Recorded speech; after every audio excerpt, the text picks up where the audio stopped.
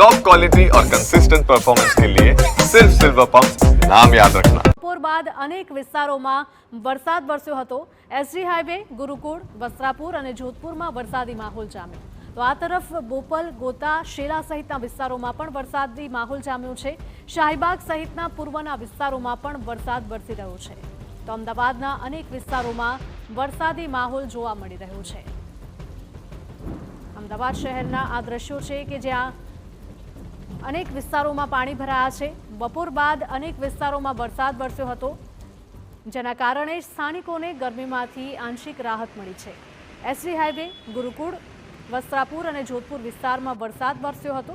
આ સાથે જ બોપલ, ગોતા, શેલા સહિતના વિસ્તારોમાં પણ વરસાદી માહોલ જામ્યો હતો।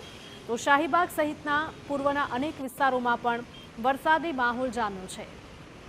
તો છેલ્લા અનેક દિવસથી વરસાદે વિરામ લીધા બાદ ફરી એક વખત અમદાવાદ શહેરમાં વરસાદી માહોલ।